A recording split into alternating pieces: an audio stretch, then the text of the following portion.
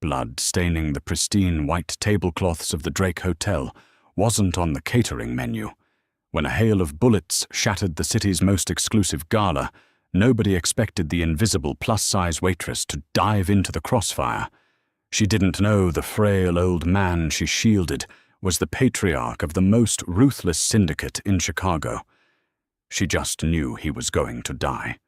That single agonizing moment didn't just leave a bullet in her shoulder, it bound her to the city's deadliest air.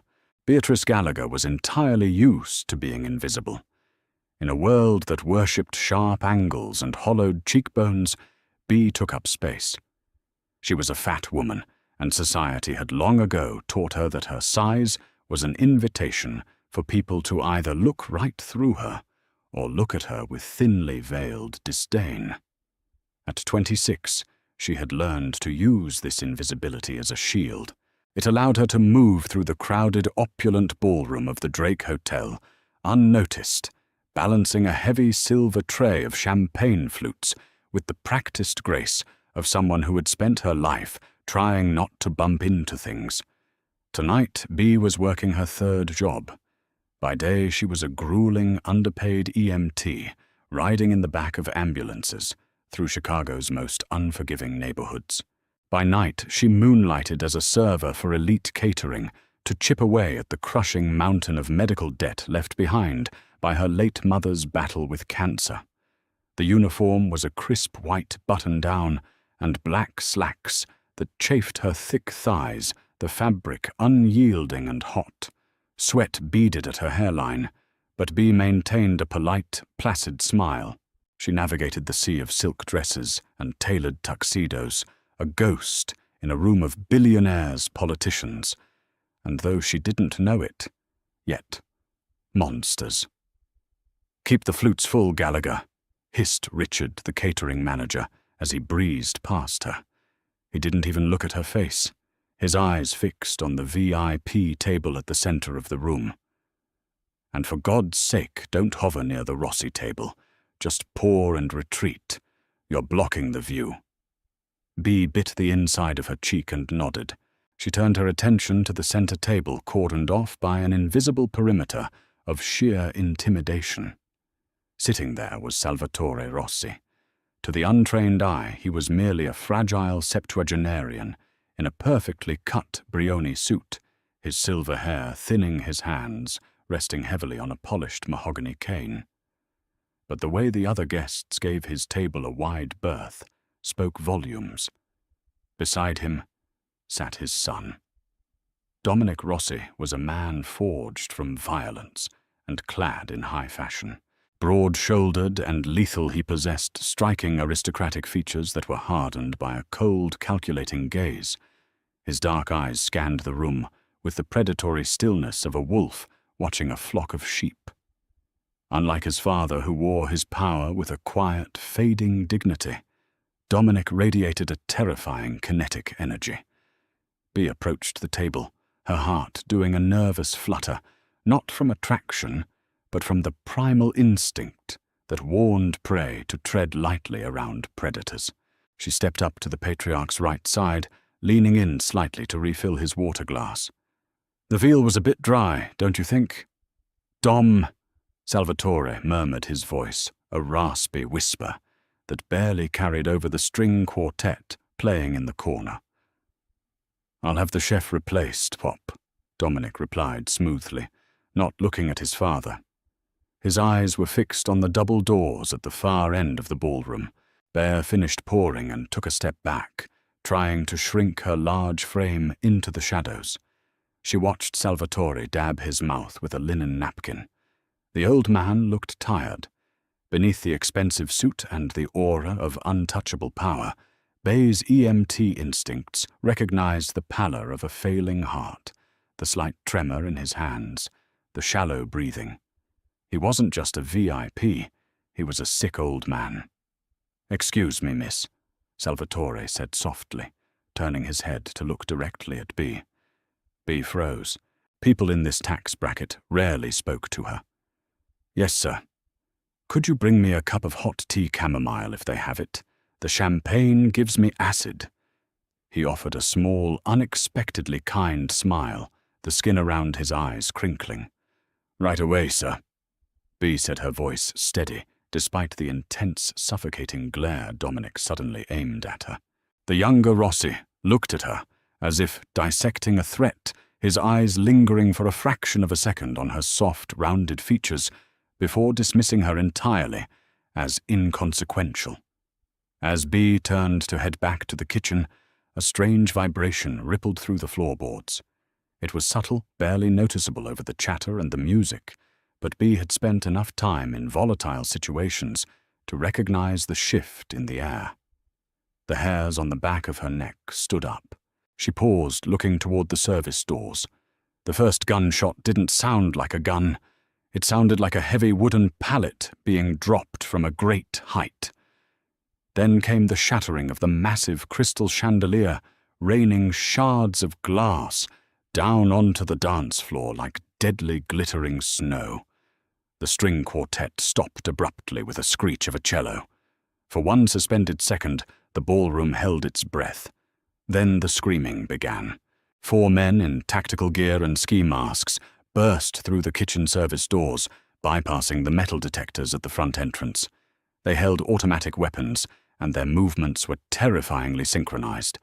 This wasn't a robbery. This was a targeted execution. Bea dropped her silver tray. The clatter was lost in the deafening roar of automatic gunfire. "Get down!" someone screamed. Guests stampeded, trampling over each other in a blind panic to reach the exits. Silk-tore heels snapped, and the air filled with the sharp, acrid scent of sulfur and cordite. Bea hit the floor hard, her knees slamming into the polished wood. Her heart hammered against her ribs like a trapped bird. Through the forest of scrambling legs and overturned chairs, Bea's eyes darted to the center table. Dominic Rossi had already flipped the heavy solid oak table onto its side, shoving his father behind it. Dominic drew a sleek black handgun from his tuxedo jacket, returning fire with terrifying precision. He was shouting into a lapel mic, barking orders to bodyguards who were already engaging the assailants. But the hitmen were relentless, and they had a clear objective. 2 of them provided covering fire, pinning Dominic down, while a third flanked the overturned table, moving with deadly speed toward the blind spot where Salvatore was huddled on the floor. Bea was only 10 feet away, crouched behind a marble pillar. She saw the flanker. She saw the laser sight of his rifle paint a red dot across the carpet, creeping steadily toward the old man's chest. Salvatore was clutching his chest, his face pale, paralyzed by what looked to be like the onset of a heart attack. He couldn't move. Dominic was pinned trading fire with the other 2 completely blind to the man flanking them. Bea didn't think. If she had thought about it, she would have realized she was a minimum wage waitress with no ties to these people. She would have realized that her life was worth preserving. But Bea wasn't wired that way. She was an EMT. Her core instinct, honed by years of dragging people out of wrecked cars and overdoses, screamed at her to preserve life. He's just a sick old man, her brain registered. With a surge of adrenaline, Bea threw her heavy body forward. She scrambled out from behind the pillar, moving faster than she ever had in her life. She didn't try to tackle the gunman, she was too far away. Instead, she threw herself directly into the path of the laser sight. She dove over Salvatore Rossi, just as the hitman pulled the trigger. The impact was unlike anything Bea had ever felt. It wasn't a clean piercing. It felt as though she had been struck by a blazing hot sledgehammer. The force of the bullet ripped into her right shoulder, snapping the clavicle and spinning her heavy frame in the air, before she crashed down hard on top of Salvatore. "No!" Dominic's roar tore through the gunfire, a sound of absolute feral rage. Bea gasped, her vision instantly swimming with black spots. The pain was absolute, radiating down her arm and into her chest, stealing the air from her lungs. She felt the warm, sticky flow of blood immediately soaking through her white uniform, pooling onto Salvatore's expensive suit. She looked down at the old man. His eyes were wide with shock, staring up at the large woman who had just blanketed him. Stay down!" Bea sputtered, her voice barely a wet whisper. Her weight was pressing him into the floor, shielding him completely. Above them, Dominic had seen the flanker. In a fluid, lethal motion, he rolled out from cover and put 2 bullets directly into the hitman's skull. The man dropped instantly. Sirens wailed in the distance, a rising crescendo over the dying echoes of gunfire. The remaining assassins, realizing their window was closed, retreated, fleeing back through the kitchen. Suddenly, heavy hands were on Bea, rolling her off Salvatore. She blinked through the agonizing haze to see Dominic Rossi hovering over her. Up close, the terrifying mob boss looked wild, his pristine tuxedo covered in plaster dust, and his own father's blood. Or was it her blood? "Pop, Pop, are you hit?" Dominic yelled, his hands frantically checking the old man. "No," Salvatore gasped, clutching his walking stick. "I'm not. She... Dominic's intense dark eyes snapped to Bea. She was lying on her back, her breath coming in short, rattling gasps. Her right hand was pressed weakly against her shoulder, blood bubbling between her fingers. The look on Dominic Rossi's face shifted from feral rage to absolute shock. He realized instantly what had happened. This woman, this large, unseen, invisible waitress he had dismissed just minutes prior, had thrown her body into the line of fire to save a man she didn't even know. "Medic!" Dominic bellowed, his voice echoing in the ruined ballroom. He dropped to his knees beside Bea, his large, calloused hands pressing down hard on her wound to stem the bleeding. "Hey, look at me!" Bea's eyes fluttered. She felt so cold. The ballroom lights above her were blurring into long streaks of gold and white. "Look at me, damn it!" Dominic ordered, his voice suddenly dropping to a low, commanding rumble that demanded obedience. "What is your name?" "Bea Bayer." She choked out, tasting copper. "Listen to me, Bea," Dominic said, leaning in so close she could smell the gunpowder and expensive cologne on his skin. "You are not going to die today. Do you hear me? I do not allow debts to go unpaid." Bea wanted to nod, but the darkness was rushing in too fast. The pain crested, drowning her in a tidal wave of agony, and she let her eyes close, slipping down into the cold, silent black. The first thing Bea registered was the smell. It wasn't the harsh chemical sting of bleach and antiseptic that she was used to in the overcrowded public hospitals where she worked. This smelled of faint lavender expensive linen and an underlying note of sterile cleanliness that spoke of immense private wealth. She tried to take a deep breath, but a sharp, pulling ache in her upper right chest stopped her short. She groaned, the sound cracking in her dry throat. "Don't move, you'll tear the stitches."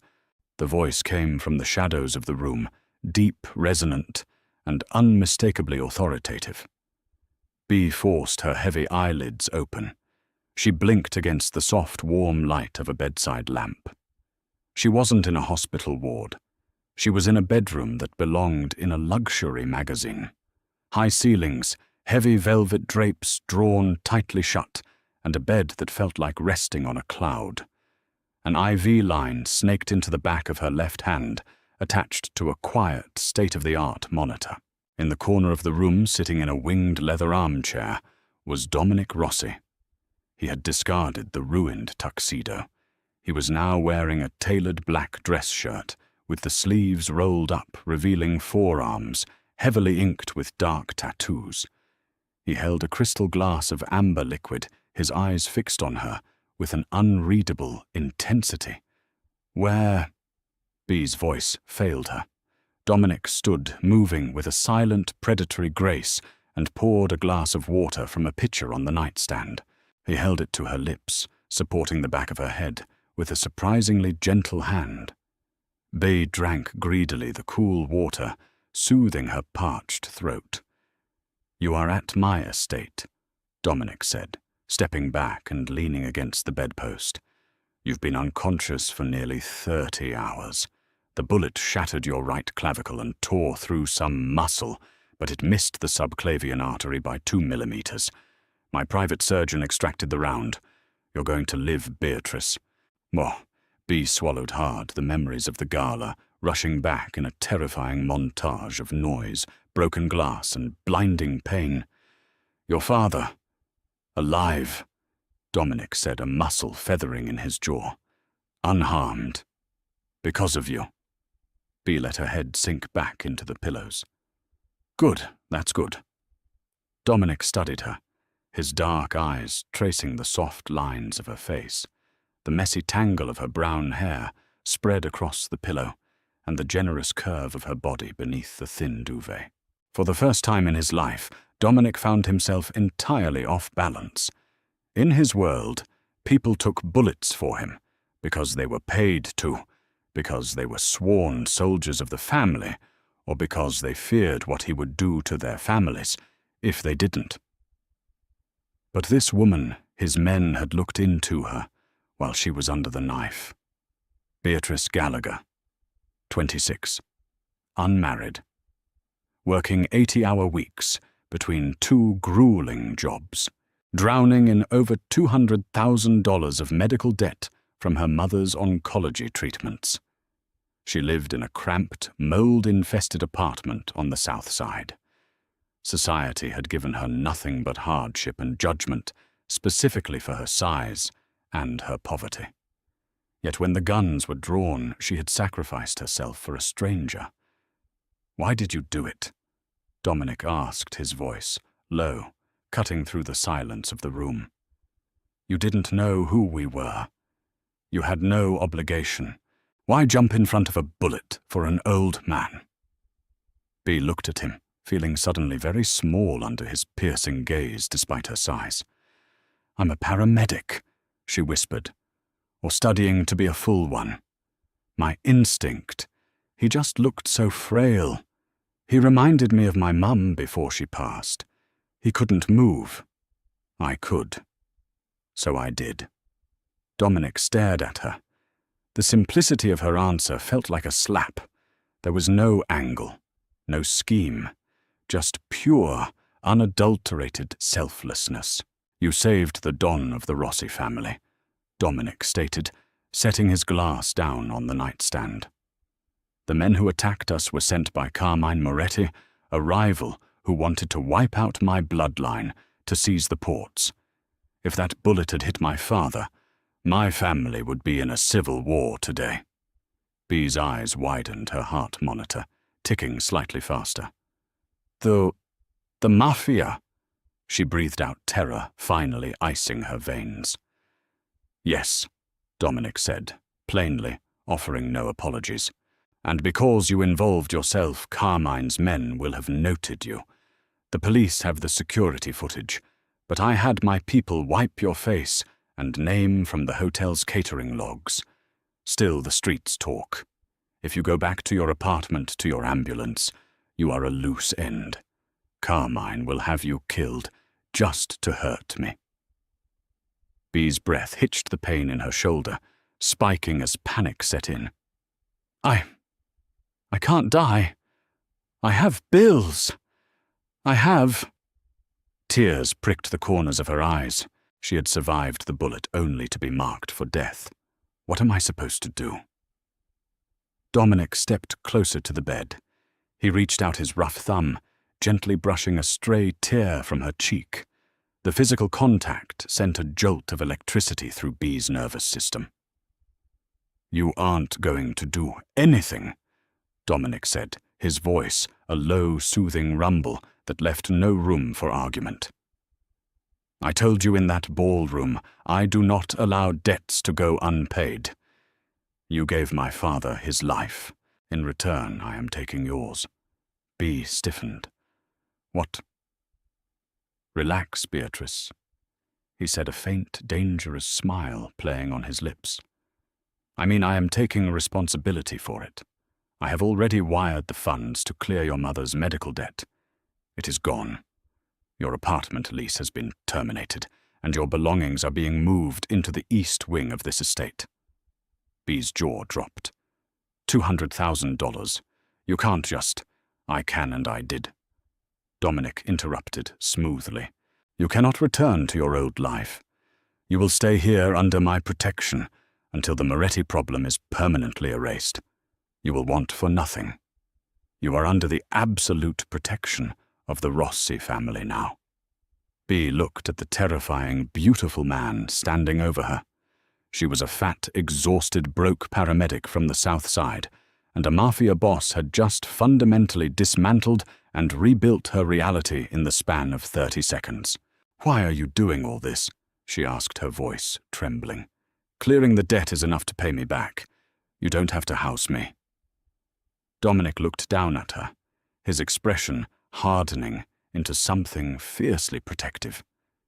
He thought about the way the world looked at her, the way even his catering manager had spoken to her.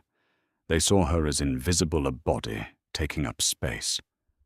Dominic saw a shield of pure gold, because in my world, loyalty and bravery are the only currencies that matter. Dominic said softly, leaning down until his face was inches from hers. "You took a bullet for my blood, Beatrice. That makes you mine to protect. Welcome to the family."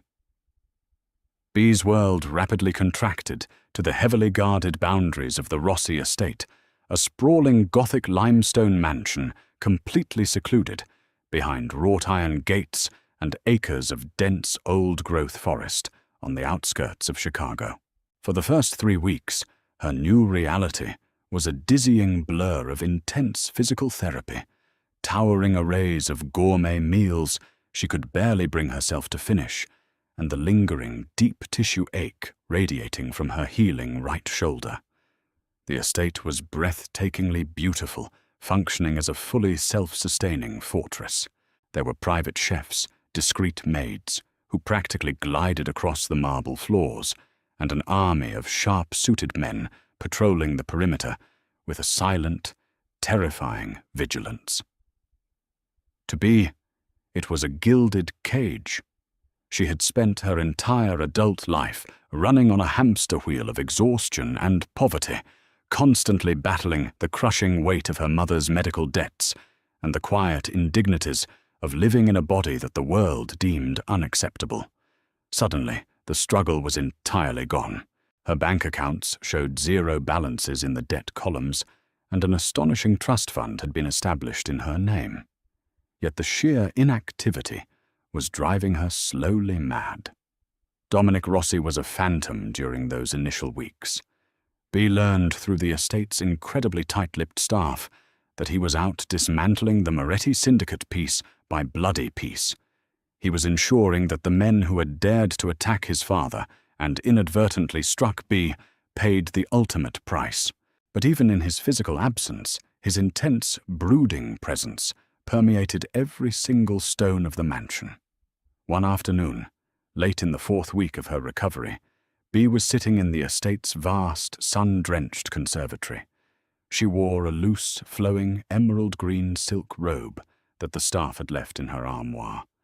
The luxurious fabric draped softly over her generous curves, a stark contrast to the stiff, scratchy polyester uniforms she was used to wearing. She was reading a paperback thriller, trying to ignore the way the armed guards outside the glass walls kept sweeping the tree line. "The green suits you, Beatrice. It brings out the warmth in your eyes." Bee jumped, her good hand instinctively clutching the lapels of her robe. She turned to see Salvatore Rossi, standing in the arched doorway. The aging Don looked markedly better than he had on the night of the gala. The grey pallor had left his cheeks, and he leaned less heavily on his polished mahogany cane. He wore a soft cashmere cardigan and a warm, grandfatherly smile that seemed entirely at odds with his reputation as the most feared man in the Midwest. "Mr. Rossi," Bea said, scrambling to her feet, wincing slightly as her shoulder pulled. Sit, please." Salvatore insisted, waving a hand dismissively as he crossed the room and settled into a wicker armchair opposite her. "In this house, You do not stand for me. In fact, nobody in this family will ever look down on you. You gave me the greatest gift a person can give. You gave me time. Bea blushed, feeling the heat rise to her cheeks. I just reacted, sir. Any paramedic would have done the same. Do not diminish your bravery, Salvatore said firmly, his raspy voice carrying an undeniable weight. My son tells me you are restless. He says you have asked to return to your job. Bea looked down at her hands, twisting the silk fabric. I'm a worker, Mr. Rossi. I'm used to pulling double shifts, being on the move, helping people. Sitting around here, it feels wrong. It feels like I'm taking advantage of your charity, and I've never been someone who takes charity. Plus, I don't belong in a place like this. I'm just... She trailed off, gesturing vaguely to her plus-size frame and her makeup-free face, acutely aware of how vastly out of place she looked in this billionaire's sanctuary. Salvatore's eyes softened with profound understanding. You think you do not belong because of how you look, because of where you come from. He leaned forward, resting his gnarled hands on the handle of his cane. Beatrice, the people who usually sit in these rooms are hollow. They are beautiful. Yes, but they are empty. They would sell their own mothers for a sliver of power. You possess a soul of pure, unyielding iron. You are exactly the kind of person who belongs here. Before Bea could process the immense compliment, heavy rhythmic footsteps echoed in the marble hallway. The temperature in the conservatory seemed to plummet as Dominic strode into the room. He looked exhausted and infinitely dangerous. He wore a dark, tailored suit, but the tie was gone and his collar was unbuttoned. Faint spatters of something dark and ominous stained the pristine white cuff of his right sleeve. "Pop," Dominic said, nodding respectfully to his father, before turning his dark, piercing gaze entirely onto Bea. The intensity of his stare made her breath hitch. It was the look of a predator returning to its den to check on its prize. "Beatrice, you are looking better." "I feel better," Bea managed to say, her heart executing a frantic drumbeat against her ribs. Salvatore slowly pushed himself up from the chair. "I will leave you two. I need to rest before dinner. Beatrice, remember what I said." The old man gave her a gentle pat on her uninjured shoulder and slowly made his way out of the conservatory, leaving a thick electric tension in his wake. Dominic watched his father leave before turning back to Bea. He stepped closer, invading her personal space. He smelled of rain-expensive tobacco and a sharp metallic scent that made Bea's EMT instincts scream. "You asked my men to bring you your medical textbooks," Dominic stated, his voice a low, commanding rumble. "It wasn't a question." "I have exams coming up," Bea replied, trying to keep her voice steady. "I still want to get my full paramedic certification. Just because you paid off my mother's debt doesn't mean my life stops, Dominic." It was the first time she had used his first name. Dominic's eyes flared, a dark spark igniting in the depths of his irises. "Your life as you knew it has stopped," he corrected her, his tone absolute. "Carmine Moretti is dead. I put a bullet in his skull 3 hours ago." Bea gasped, her hands flying to her mouth. The casual confession of a brutal murder right in front of her shattered the illusion of the peaceful conservatory. You killed him." "I executed him," Dominic clarified coldly. "He broke the peace, and he nearly cost my father his life. More importantly, he forced you to take a bullet that was meant for my blood. His entire syndicate is currently being dismantled. The threat to you is over. You are no longer a target." Bea felt a dizzying mix of relief and profound horror. "So, I can go home." Dominic's expression hardened instantly. The air around him seemed to crackle with a sudden dark possessiveness. He closed the remaining distance between them, standing so close that Bea had to tilt her head back to look up at him. He reached out his large, calloused hand, gently but firmly cupping her jaw. His thumb brushed over her cheekbone, a startlingly tender gesture from a man whose hands were literally stained with blood. "You can leave the estate," Dominic said softly, his dark eyes locked onto hers, stripping away every defense she had. "But you will not return to that mold-infested apartment. You will not return to a life where you are overworked, underpaid, and entirely unseen. I will not allow it." "You don't own me," Bea whispered, though her body betrayed her, leaning involuntarily into the warmth of his hand. "No," Dominic agreed, a dangerous, breathtaking smile slowly spreading across his lips. "But I protect what is mine. And whether you are ready to accept it or not, Beatrice, you belong to the Rossi family now. You belong to me." The transition from a highly guarded, protected asset to something intimately, dangerously entangled with the Mafia boss began to crystallize during the Rossi family's annual autumn gala. It had been exactly 2 months since the shooting. Bea's shoulder was fully healed, leaving behind a jagged pink scar that she viewed as an ugly reminder, but which Dominic seemed to treat with a quiet, terrifying reverence. The gala was held in the grand ballroom of the estate, a sprawling space that rivaled the Drake Hotel in its sheer, uncompromising opulence. It was a gathering of the family's top capos, legitimate political allies, and the various sycophants who orbited the Rossi empire. Dominic had insisted that Bea attend. He had gone so far as to commission a world-renowned designer to create a custom gown specifically for her. Bea stood in front of the floor-to-ceiling mirror in her suite, staring at the woman reflected back at her. She didn't recognize herself. The dress was a masterpiece of deep midnight blue velvet. It was engineered perfectly to her plus-size body, hugging her waist, supporting her heavy bust, and flowing elegantly over her wide hips. It didn't try to hide her size. It celebrated it, framing her curves like a piece of Renaissance art. Her thick brown hair was swept up in an elegant loose chignon, and subtle expert makeup highlighted her large hazel eyes and full lips. For the first time in her 26 years, Bea Gallagher did not feel invisible. She felt undeniably, terrifyingly beautiful. When she finally descended the grand, sweeping staircase into the ballroom, the effect was immediate. Conversations faltered. Heads turned. The usual whispers of the Chicago elite paused as they took in the striking, curvaceous woman who was suddenly moving through their fiercely guarded world. Dominic was waiting for her at the bottom of the stairs. He wore a bespoke charcoal tuxedo that fit his broad, muscular frame to perfection.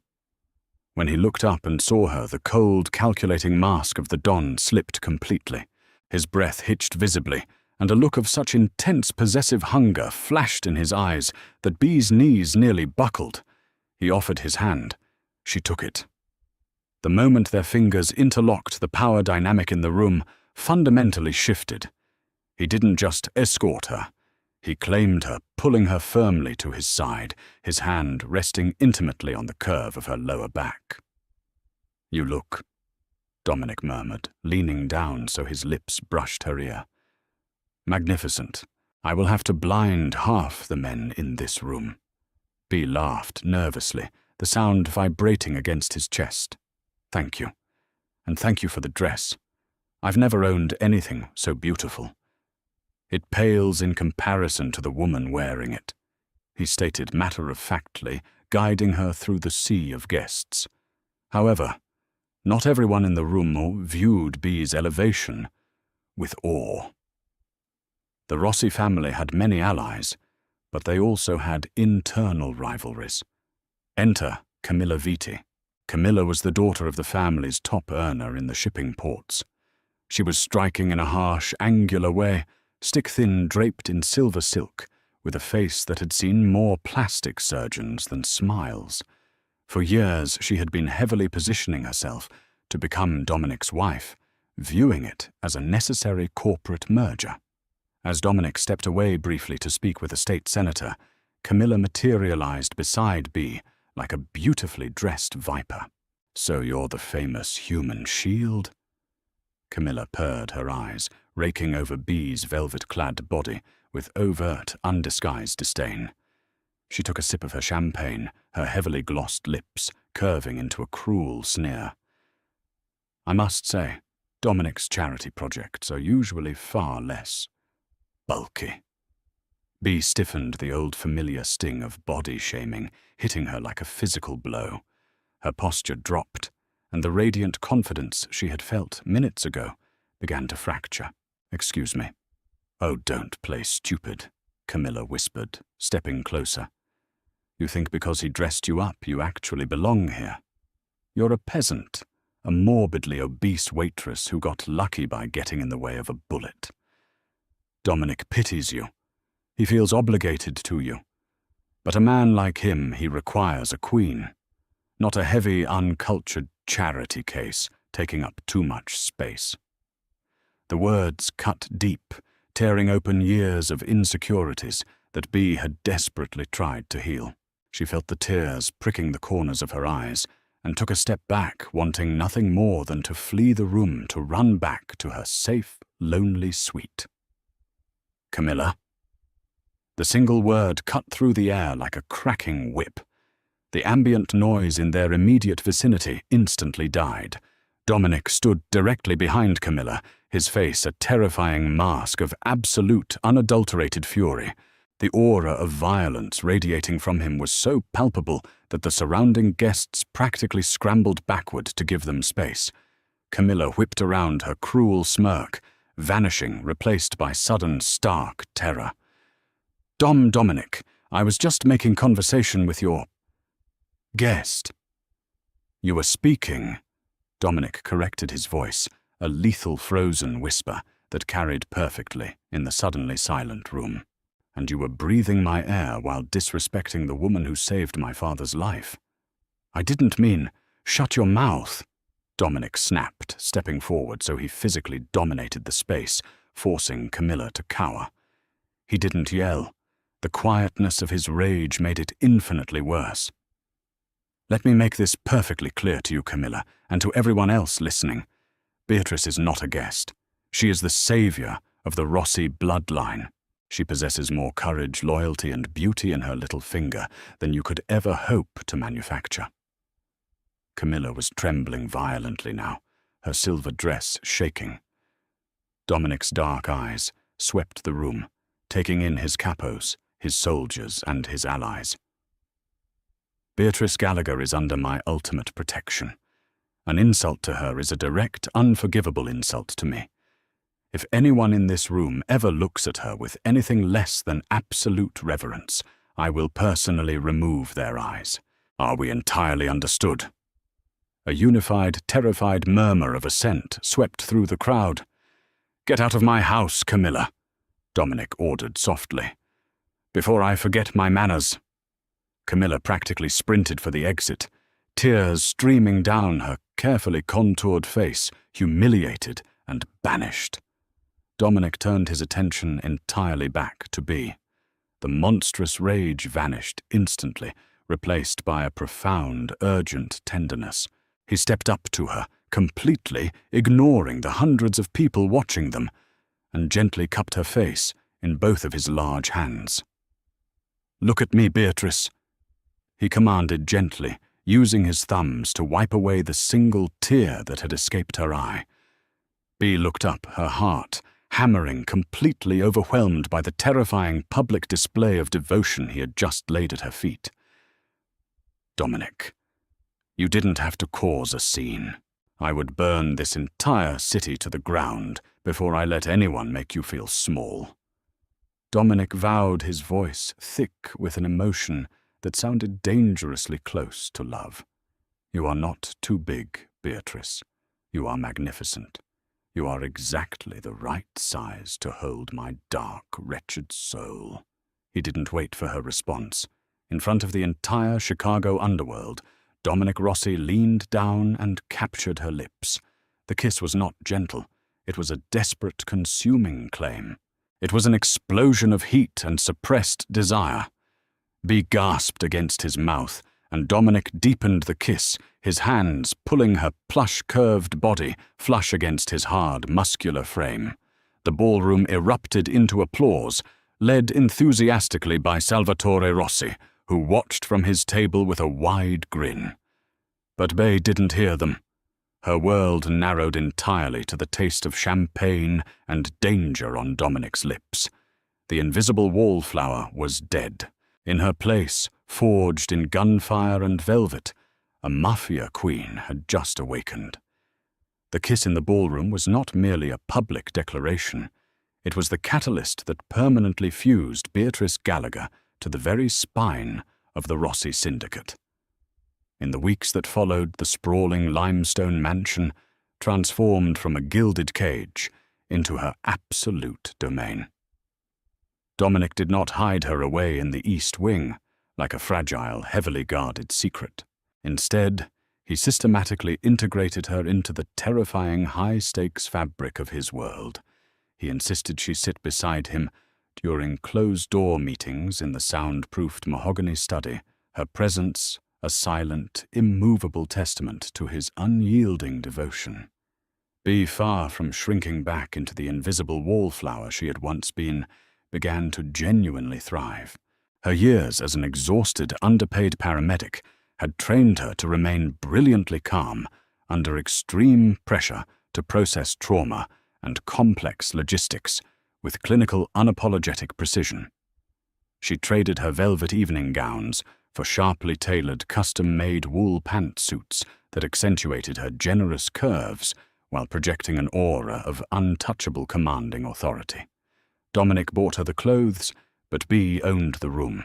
To keep her mind sharp, she began reviewing the family's legitimate pharmaceutical and medical supply holdings. It was a massive, multi-million-dollar front that imported hospital equipment through the Chicago shipping ports. Given her extensive background in emergency medicine, the ledgers read like a second language to her. It was on a freezing Tuesday in late November, with the harsh wind whipping off Lake Michigan and rattling the bulletproof glass of the study, that Bea found the discrepancy. She was cross-referencing a batch of shipping manifests from the previous 6 months when she noticed a glaring, repeated anomaly. Large shipments of high-grade surgical titanium and oxygen tanks were being flagged as damaged in transit and routed to a secondary warehouse in the Fulton Market District before officially hitting the hospital distribution centers. The authorization signature on every single redirected crate belonged to Leo Russo. Leo was Dominic's underboss. He was a brutally efficient, sharply dressed man with cold, flat eyes and an overly smooth smile who had served the family for 2 decades. Bea's heart performed a slow, heavy thud against her ribcage. She pulled up the inventory weights. Oxygen tanks and surgical steel were incredibly heavy. If you emptied a crate, you could fill it with something else of equal weight to bypass the automated customs scales, something like automatic weapons. A cold dread washed over her. The attack at the Drake Hotel that had nearly killed Salvatore Rossi had been executed by Carmine Moretti's men, but the tactical precision of that hit meant they had inside information. They knew exactly how many guards Salvatore had, where the metal detectors were placed, and what time Dominic would be distracted. Leo Russo was the one who had organized the hotel security detail that night. "You are frowning, Beatrice. It means you are either hungry or you have found a problem I need to shoot." Dominic's deep voice broke her concentration. He was standing in the doorway of the study, a dark wool overcoat draped over his broad shoulders, fresh snow melting in his dark hair. The sheer magnetic pull she felt toward him had only intensified over the past month. Bea hesitated, her fingers hovering over the leather-bound ledger. Accusing the underboss of the Rossi family of high treason was essentially signing a death warrant. If she was wrong, it would cause a devastating fracture in the syndicate. "It's nothing," Bay lied, smoothly closing the ledger. Just tired eyes. The numbers are blurring. Dominic stepped into the room, his predatory instincts immediately flaring. He knew her too well now. He crossed the Persian rug, leaned over the heavy oak desk, and framed her face with his cold, large hands. He kissed her forehead, lingering for a moment. "Do not lie to me, Mia Regina." "What did you find?" Before Bear could answer, a frantic knocking echoed from the hallway. The heavy double door swung open, and Leo Russo stepped in, his expression tight, a sheen of nervous sweat on his forehead, despite the winter chill. "Dom, we have a situation at the harbor," Leo said urgently, intentionally avoiding B's gaze. "The feds are executing a surprise raid on Pier 41. They have a warrant for the imported crates. If they open them, we are buried." Dominic's eyes hardened into chips of black ice. The romantic tenderness vanished, replaced instantly by the lethal calculating Don. "How did they get a warrant? We own the judge in that district." "I don't know," Leo insisted, stepping back into the hallway. "But my car is running. We have to go now and scrub the warehouse before the FBI tactical team breaches the perimeter." "Wait," B said sharply, standing up. Her medical instincts were screaming at her. The timing was entirely too convenient. The Fulton Market crates the security detail, the sudden raid. "Dominic, don't go. Let your lawyers handle the harbor." Leo shot B a look of pure, unadulterated venom. "With all due respect, Miss Gallagher, this is family business. We don't have time to hold your hand right now. Dom, we have 3 minutes." Dominic looked between B and Leo. The tension in the room was thick enough to choke on. He trusted B with his life, but Leo was a 2-decade veteran of the family. "Stay here, Beatrice. Keep the guards on high alert. I will handle this." Dominic turned and followed Leo out of the study. B listened to the heavy thud of the front doors closing. Panic, cold and sharp, seized her lungs. She ripped the ledger open again. The Fulton Market warehouse wasn't just a drop point. It was a trap. She grabbed her phone and dialed the estate's head of security. But the line was entirely dead. The estate's jammer had been activated from the inside. Leo hadn't just organized the hit at the Drake Hotel. He was finishing the job today. B didn't wait. She grabbed her heavy winter coat from the rack, slipped a small pearl-handled derringer, a gift Dominic had forced her to learn how to use, into her deep pocket, and sprinted for the rear garage. She wasn't going to let Dominic walk into an execution. She had taken a bullet for his father. She would happily take the entire world on for him. The abandoned meatpacking facility in the Fulton Market district smelled of rust, old blood, and damp concrete. B parked her black SUV 2 blocks away, moving through the alleyways with a surprising, deadly silence. The bitter Chicago wind whipped her hair across her face, stinging her cheeks, but she barely felt the cold. Adrenaline, hot and heavy, pumped through her veins. As she crept toward the rusted loading dock doors, she heard the unmistakable, terrifying echo of a physical beating. B peered through a grimy, shattered window pane. Inside the cavernous warehouse, lit only by a few swinging industrial bulbs, was a nightmare. 3 of Leo's loyal men were circling the center of the room. In the middle, kneeling on the frozen concrete, was Dominic. He was bleeding heavily from a gash on his forehead. His overcoat discarded his hands, bound tightly behind his back with industrial zip ties. Standing over him was Leo Russo, holding a heavy steel crowbar. "You got soft, Dom," Leo sneered, pacing around the kneeling boss. "The minute you brought that fat, bleeding-heart paramedic into the house, I knew the Rossi family was finished. You stopped prioritizing the empire. You started playing house. Moretti offered me the entire Southside distribution ring if I gave him your father. Since that didn't work, I'm just going to take the whole damn crown myself." Dominic spat a mouthful of blood onto the concrete, his eyes burning with a dark, demonic fury that promised absolute destruction. You are a dead man, Leo. You will not leave this city alive. I will rip your heart out through your teeth." "Big words from a man tied to a chair." Leo laughed, raising the crowbar. "I'll make sure to send your little girlfriend a piece of you in the mail." Bea didn't think. Just as she had done at the Drake Hotel months ago, her body moved before her brain could calculate the risk. But this time, she wasn't a civilian, throwing herself blindly into the crossfire. She was the Rossi Queen, and she was armed. Bea kicked the rusted side door open. The crash echoed like thunder in the warehouse. All 4 men whipped around. Before Leo's soldiers could raise their weapons, Bea planted her feet, aimed the small derringer with both hands, and pulled the trigger. The first shot hit the soldier closest to Dominic, squarely in the kneecap. The man shrieked, collapsing instantly, his bones shattered. The element of surprise gave Bea exactly 2 seconds. "Beatrice, run!" Dominic roared, struggling violently against his bindings, but Bea charged forward. The sheer momentum of her heavy, powerful body was a weapon in itself. She slammed full force into the second soldier, just as he raised his automatic rifle. The impact threw them both onto the concrete.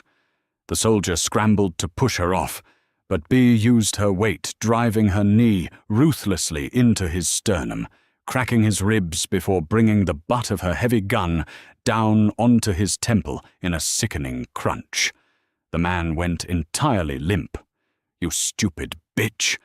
Leo screamed, pulling a handgun from his waistband and aiming it squarely at Bea's chest. He fired. The bullet grazed Bea's upper arm, ripping through her coat and searing her skin like a hot iron. She gasped, stumbling backward, the derringer clattering out of her grasp. Leo grinned a manic, desperate look in his eyes.